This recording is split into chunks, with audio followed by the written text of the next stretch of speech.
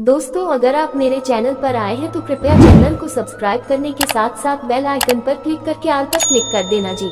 Hello दोस्तों, हमारे channel में आपका स्वागत है। दोस्तों, आज हम भागवत गीता राज यानी कि गीता उपदेश का 9वां अध्याय पढ़ेंगे। तो आइए दोस्तों सुनते हैं। अध्याय 9, राज विद्या योग। राज विद्या द्वारा योग। 7वें और 8वें अध्याय में श्री कृष्ण ने भक्ति को योग प्राप्त करने का सरल साधन और योग की उत्तम पद्धति बताया था। 9वें अध्याय में उन्होंने अपनी परम महिमा का व्याख्यान किया है, जिससे विस्मय, श्रद्धा और भक्ति उत्पन्न होती है। वे ये बोध कराते हैं कि यद्यपि वे अर्जुन के सम्मुख साकार रूप में खड़े हैं, किंतु उन्हें मनुष्य के रूप में मानने की दुर्भावना धारण नहीं करनी चाहिए। वे स्पष्ट कहते हैं कि वे समस्त प्राकृतिक शक्तियों के अध्यक्ष हैं और सृष्टि सृजन के आरंभ में अनगिनत जीवों के जीवन रूपों को उत्पन्न करते हैं और प्रलय के समय वापस उन्हें अपने में विलीन कर लेते हैं तथा सृष्टि के अगले चक्र में उन्हें पुनः प्रकट करते हैं। जिस प्रकार से शक्तिशाली वायु सभी स्थानों पर प्रवाहित होती है और सदैव आकाश में स्थित रहती है, उसी प्रकार से सभी जीव भगवान में निवास करते हैं, फिर भी वे अपनी योगमाया शक्ति द्वारा तटस्थ पर्यवेक्षक बने रहकर इन सभी गतिविधियों से विलग और विरक्त रहते हैं। केवल भगवान ही आराधना का एकमात्र लक्ष्य है। इसे स्पष्ट करते हुए भगवान श्री कृष्ण बहु हिंदू देवी देवताओं की पूजा के मिथ्या भ्रम का समाधान करते हैं। भगवान सभी प्राणियों के लक्ष्य, सहायक, शरणदाता और सच्चे मित्र हैं। जिन मनुष्यों की रुचि वैदिक कर्मकांडों का पालन करने में होती है, वे देवताओं का स्वर्गलोक प्राप्त करते हैं, किंतु जब उनके पुण्य कर्म क्षीण हो जाते हैं तब उन्हें लौटकर पुनः पृथ्वीलोक में आना पड़ता है। लेकिन जो परम प्रभु की भक्ति में तल्लीन रहते हैं, वे उनके परम धाम में जाते हैं। इसलिए श्री कृष्ण उनके प्रति की जाने वाली विशुद्ध भक्ति को सर्वोत्तम बताते हुए उसकी प्रशंसा करते हैं। ऐसी भक्ति में लीन होकर जो कुछ हमारे पास है वह सब भगवान को समर्पित करते हुए हमें भगवान की इच्छा के साथ पूर्ण रूप से एकनिष्ठ होकर जीवन यापन करना चाहिए। ऐसी शुद्ध भक्ति पाकर हम कर्म के बंधनों से मुक्त रहेंगे और भगवान से गूढ़ संबंध स्थापित करने के लक्ष्य को पा सकेंगे। आगे श्री कृष्ण दृढ़ता पूर्वक कहते हैं कि वे न तो किसी का पक्ष लेते हैं और न ही किसी की उपेक्षा करते हैं। वह सभी प्राणियों के प्रति निष्पक्ष रहते हैं। यहाँ तक कि अधम पापी भी यदि उनकी शरण में आते हैं तब भी वे प्रसन्नता से उनको अपनाते हैं और उन्हें शीघ्र सद्गुणी बनाकर पवित्र कर देते हैं। वे वचन देते हैं कि उनके भक्त का कभी पतन नहीं हो सकता। अपने भक्तों के हृदय में आसीन होकर वे उनके अभावों की पूर्ति करते हैं और जो पहले से उनके स्वामित्व में होता है उसकी रक्षा करते हैं। इसलिए हमें सदैव उनका ही चिंतन और आराधना करनी चाहिए तथा मन और शरीर को पूर्णतया उनके प्रति समर्पित कर उन्हें अपना परम लक्ष्य बनाना चाहिए। परम प्रभु ने कहा, हे अर्जुन, क्योंकि तुम मुझसे ईर्ष्या नहीं करते, इसलिए मैं तुम्हें विज्ञान सहित परम गुह्य ज्ञान बताऊंगा, जिसे जानकर तुम भौतिक जगत के कष्टों से मुक्त हो जाओगे। राजविद्या का ये ज्ञान सभी रहस्यों से सर्वाधिक गहन है। जो इसका श्रवण करते हैं उन्हें ये शुद्ध कर देता है और यह प्रत्यक्ष अनुभूति कराने वाला है। धर्म की मर्यादा के पालनार्थ इसका सरलता से अभ्यास किया जा सकता है और यह नित्य प्रभावी है। हे शत्रु विजेता, वे लोग जो इस धर्म में श्रद्धा नहीं रखते वे मुझे प्राप्त नहीं कर सकते। वे जन्म मृत्यु के मार्ग पर बार बार इस संसार में लौटकर आते रहते हैं। राजविद्या योग इस समूचे ब्रह्मांड की अभिव्यक्ति मेरे अव्यक्त रूप में मेरे द्वारा व्याप्त है। सभी जीवित प्राणी मुझ में निवास करते हैं, लेकिन मैं उनमें निवास नहीं करता। मेरी दिव्य शक्तियों के रहस्य को देखो।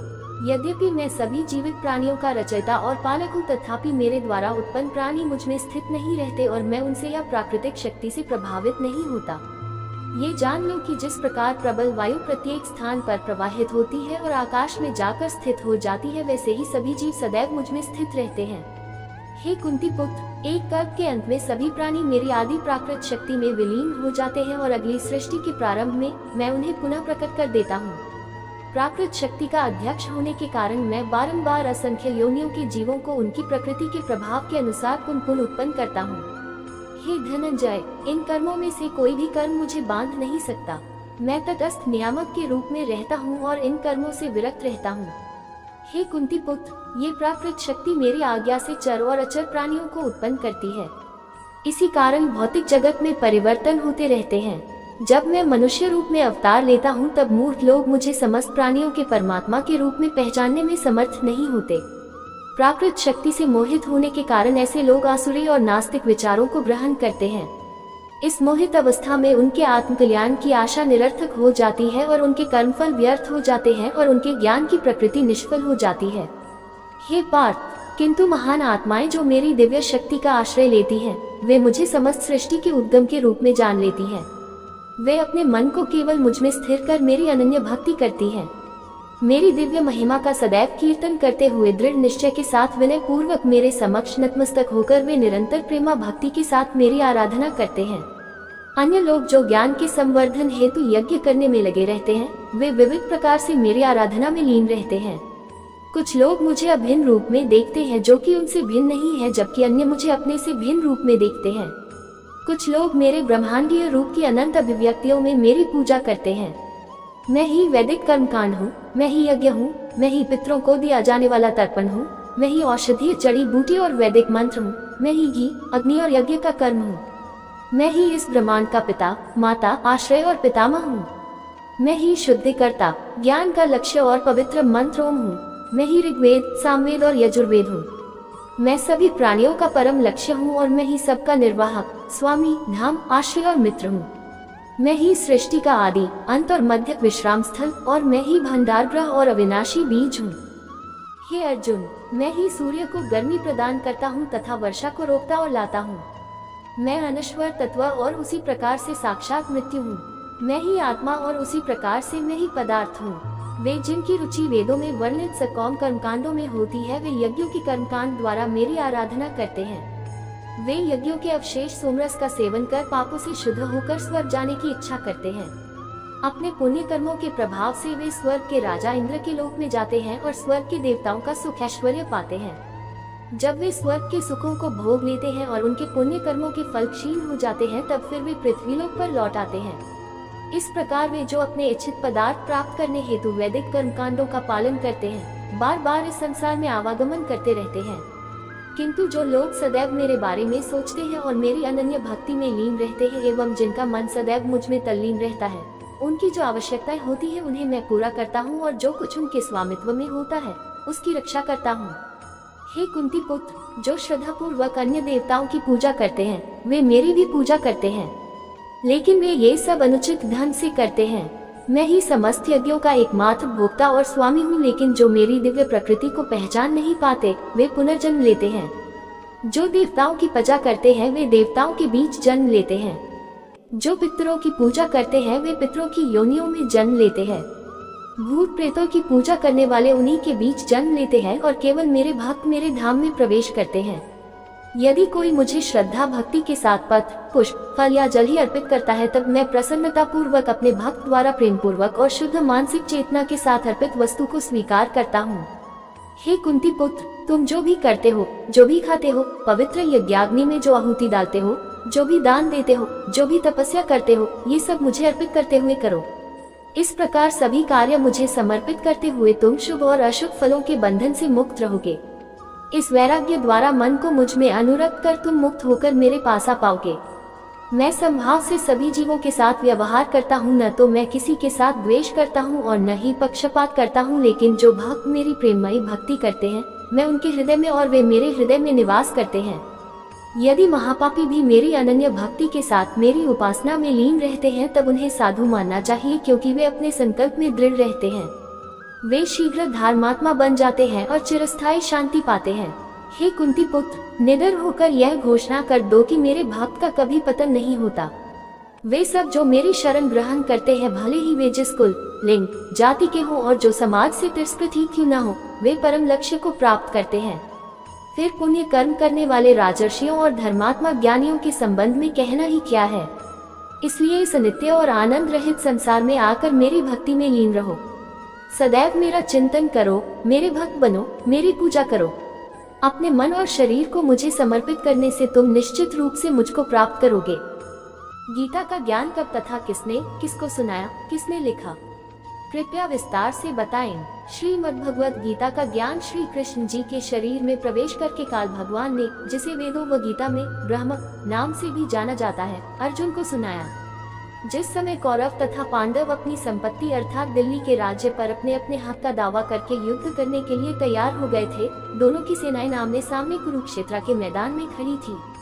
अर्जुन ने देखा कि सामने वाली सेना में भीष्म पितामह, गुरु द्रोणाचार्य, रिश्तेदार, कौरवों के बच्चे, दामाद, बहनोई, ससुर आदि लड़ने मरने के लिए खड़े हैं। कौरव और पांडव आपस में चचेरे भाई थे। अर्जुन में साधु भाव जागृत हो गया तथा विचार किया कि जिस राज्य को प्राप्त करने के लिए हमें अपने चचेरे भाइयों, भतीजों, दामादों, बहनोइयों, भीष्म पिताजी तथा गुरुजनों को मारेंगे, ये भी नहीं पता कि हम कितने दिन संसार में रहेंगे। इसलिए इस प्रकार से प्राप्त राज्य के भोग से अच्छा तो हम भिक्षा मांगकर अपना निर्वाह कर लेंगे, परंतु युद्ध नहीं करेंगे। यह विचार करके अर्जुन ने धनुष बाण हाथ से छोड़ दिया तथा रथ के पिछले भाग में बैठ गया। अर्जुन की ऐसी दशा देखकर श्री कृष्ण बोले, देख ले सामने किस योद्धा से आपने लड़ना है। अर्जुन ने उत्तर दिया कि हे कृष्ण, मैं किसी कीमत पर भी युद्ध नहीं करूंगा। अपने उद्देश्य तथा जो विचार मन में उठ रहे थे उनसे भी अवगत कराया। उसी समय श्री कृष्ण जी में काल भगवान प्रवेश कर गया, जैसे प्रेत किसी अन्य व्यक्ति के शरीर में प्रवेश करके बोलता है। ऐसे काल ने श्री कृष्ण के शरीर में प्रवेश करके श्रीमद् भगवत गीता का ज्ञान युद्ध करने की प्रेरणा करने के लिए तथा कलयुग में वेदों को जानने वाले व्यक्ति नहीं रहेंगे, इसलिए चारों वेदों का संक्षिप्त वर्णन व सारांश गीता ज्ञान रूप में 18 अध्यायों में 700 श्लोकों में सुनाया। श्री कृष्ण को तो पता नहीं था कि मैंने क्या बोला था गीता ज्ञान में। कुछ वर्षों के बाद वेदव्यास ऋषि ने इस अमृत ज्ञान को संस्कृत भाषा में देवनागरी लिपि में लिखा। बाद में अनुवादकों ने अपनी बुद्धि के अनुसार इस पवित्र ग्रंथ का हिंदी तथा अन्य भाषाओं में अनुवाद किया, जो वर्तमान में गीता प्रेस गोरखपुर अब से प्रकाशित किया जा रहा है। आज सन 2012 तक तो ये सुनने में आया है कि गीता जी का ज्ञान श्री कृष्ण ने बोला। आपने बताया कि श्री कृष्ण के शरीर में प्रवेश करके काल ने गीता ज्ञान कहा और श्री कृष्ण को तो पता ही नहीं था कि उन्होंने क्या ज्ञान कहा था। यह सत्य प्रतीत होता है, कोई प्रमाण बताएं। आपको ढेर सारे प्रमाण देते हैं जिनसे स्वसिद्ध हो जाता है कि गीता शास्त्र का ज्ञान काल ने कहा। सर्वप्रथम गीता से ही प्रमाणित करता हूँ। गीता अध्याय 10 में जब गीता ज्ञान दाता ने अपना विराट रूप दिखा दिया तो उसको देखकर अर्जुन कांपने लगा, भयभीत हो गया। यहाँ पर यह बताना भी अनिवार्य है कि अर्जुन का साला श्री कृष्ण था, क्योंकि श्री कृष्ण की बहन सुभद्रा का विवाह अर्जुन से हुआ था। गीता ज्ञान दाता ने जिस समय अपना भयंकर विराट रूप दिखाया जो 1000 भुजाओं वाला था, तब अर्जुन ने पूछा, गीता अध्याय 11 श्लोक 31 की, हे देव आप कौन हैं? हे सहस्त्रबाहु 1000 भुजा वाले, आप अपने चतुर्भुज रूप में दर्शन दीजिए। क्योंकि अर्जुन उन्हें विष्णु अवतार कृष्ण तो मानता ही था, परंतु उस समय श्री कृष्ण के शरीर से बाहर निकलकर काल ने अपना अपार विराट रूप दिखाया था। मैं भयभीत हूँ, आपके इस रूप को सहन नहीं कर पा रहा हूँ। गीता अध्याय 11 श्लोक 46। विचारे पाठक जन, क्या हम अपने साले से पूछेंगे कि हे महानुभव बताए आप कौन हैं? नहीं। एक समय एक व्यक्ति में प्रेत बोलने लगा। साथ बैठे भाई ने पूछा, आप कौन बोल रहे हो? उत्तर मिला कि तेरा मामा बोल रहा हूँ, मैं दुर्घटना में मरा था। क्या हम अपने भाई को नहीं जानते? ठीक इसी प्रकार श्री कृष्ण में काल बोल रहा था। गीता अध्याय 11 श्लोक 21 में अर्जुन ने कहा कि आप तो देवताओं के समूह को ग्रास खा रहे हैं, जो आपकी स्तुति हाथ जोड़कर भयभीत होकर कर रहे हैं। महर्षियों तथा सिद्धों के समुदाय आपसे अपने जीवन की रक्षार्थ मंगल कामना कर रहे हैं। गीता अध्याय 11 श्लोक 32 में गीता ज्ञान दाता ने बताया कि हे अर्जुन, मैं बड़ा हुआ काल हूँ, अब प्रवृत्त हुआ हूँ, अर्थात श्री कृष्ण के शरीर में अब प्रवेश हुआ हूँ। सर्व व्यक्तियों का नाश करूँगा। विपक्ष की सर्व सेना तू युद्ध नहीं करेगा तो भी नष्ट हो जाएगी। इससे सिद्ध हुआ कि गीता का ज्ञान काल ने कहा है। श्री कृष्ण जी के शरीर में प्रविष्ट होकर श्री कृष्ण जी ने कभी नहीं कहा कि मैं काल हूँ। श्री कृष्ण जी को देखकर कोई भयभीत नहीं होता था। गोप गोपियाँ, ग्वाल बाल, पशु पक्षी सब दर्शन करके आनंदित होते थे। तो क्या श्री कृष्ण जी काल थे? नहीं। इसलिए गीता ज्ञान दाता काल है, जिसने श्री कृष्ण जी के शरीर में प्रवेश करके गीता शास्त्र का ज्ञान दिया। गीता अध्याय 11 श्लोक 47 में गीता ज्ञान दाता ने कहा कि हे अर्जुन, मैंने प्रसन्न होकर अपनी शक्ति से तेरी दिव्य दृष्टि खोलकर यह विराट रूप दिखाया है। यह विराट रूप तेरे अलावा पहले किसी ने नहीं देखा है।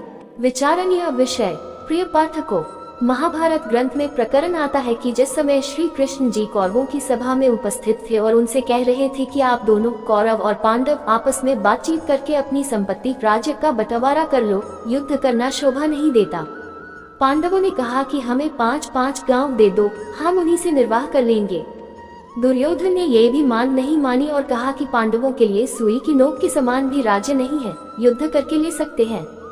इस बात से श्री कृष्ण भगवान बहुत क्षुब्ध हो गए तथा दुर्योधन से कहा कि तू पृथ्वी के नाश के लिए जन्मा है, कुल नाश करके टिकेगा।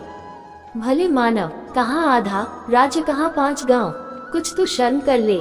इतनी बात श्री कृष्ण जी के मुख से सुनकर दुर्योधन राजा आग बबूला हो गया और सभा में उपस्थित अपने भाइयों तथा मंत्रियों से बोला कि इस कृष्ण यादव को गिरफ्तार कर लो। उसी समय श्री कृष्ण जी ने विराट रूप दिखाया। सभा में उपस्थित सर्व सभासद उस विराट रूप को देखकर भयभीत होकर कुर्सियों के नीचे छिप गए, कुछ आंखों पर हाथ रखकर जमीन पर गिर गए। श्री कृष्ण जी सभा छोड़कर चले गए तथा अपना विराट रूप समाप्त कर दिया। अब उस बात पर विचार करते हैं जो गीता अध्याय 11 श्लोक 47 में गीता ज्ञान दाता ने कहा था कि यह मेरा विराट रूप तेरे अतिरिक्त अर्जुन पहले किसी ने नहीं देखा था। यदि श्री कृष्ण गीता ज्ञान बोल रहे होते तो ये कभी नहीं कहते कि मेरा विराट रूप तेरे अतिरिक्त पहले किसी ने नहीं देखा था, क्योंकि श्री कृष्ण जी के विराट रूप को कौरव तथा अन्य सभासद पहले देख चुके थे। इससे सिद्ध हुआ कि श्रीमद् भगवत गीता का ज्ञान श्री कृष्ण ने नहीं कहा, उनके शरीर में प्रेतवत प्रवेश करके कालक्षर पुरुष ने कहा था। ये तीसरा प्रमाण हुआ। प्रमाण नम 4 श्री विष्णु पुराण गीता प्रेस गोरखपुर से प्रकाशित के पृष्ठ 233 पर प्रमाण है कि एक समय देवताओं और राक्षसों का युद्ध हुआ। देवता पराजित होकर समुद्र के किनारे जाकर छिप गए। फिर भगवान की तपस्या स्तुति करने लगे। काल का विधान है, अर्थात काल ने प्रतिज्ञा कर रखी है कि मैं अपने वास्तविक काल रूप में कभी किसी को दर्शन नहीं दूंगा, अपनी योग माया से छिपा रहूंगा। प्रमाण गीता अध्याय 7 श्लोक 24-25 में। इसलिए ये काल क्षर पुरुष किसी को विष्णु जी के रूप में दर्शन देता है, किसी को शंकर जी के रूप में, किसी को ब्रह्मा जी के रूप में दर्शन देता है। देवताओं को श्री विष्णु जी के रूप में दर्शन देकर कहा कि मैंने जो आपकी समस्या है वह जान ली है। आप पुरंजय राजा को युद्ध के लिए तैयार कर लो। मैं उस राजा श्रेष्ठ के शरीर में प्रविष्ट होकर राक्षसों का नाश कर दूंगा। ऐसा ही किया गया। अधिक ज्ञान के लिए आप जी विष्णु पुराण पढ़ सकते हैं। श्री विष्णु पुराण के पृष्ठ 243 पर प्रमाण है कि एक समय नागवंशियों तथा गंधर्वों का युद्ध हुआ। गंधर्वों ने नागों के सर्व बहुमूल्य हीरे, लाल व खजाने लूट लिए, उनके राज्य पर भी कब्जा कर लिया। नागाओं ने भगवान की स्तुति की। वही काल भगवान विष्णु रूप धारण करके प्रकट हुआ। कहा कि आप पुरुकुत्स राजा को गंधर्वों के साथ युद्ध के लिए तैयार कर लें। मैं राजा पुरुकुत्स के शरीर में प्रवेश करके दुष्ट गंधर्वों का नाश कर दूंगा। ऐसा ही हुआ। उपरोक्त विष्णु पुराण की दोनों कथाओं से स्पष्ट हुआ, प्रमाणित हुआ कि यह काल भगवान अक्षर पुरुष इस प्रकार अव्यक्त गुप्त रहकर कार्य करता है। इसी प्रकार इसने श्री कृष्ण जी में प्रवेश करके गीता का ज्ञान कहा है।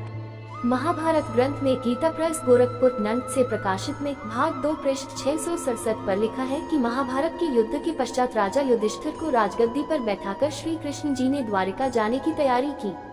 तब अर्जुन ने श्री कृष्ण जी से कहा कि आप वह गीता वाला ज्ञान फिर से सुनाओ, मैं उस ज्ञान को भूल गया हूँ।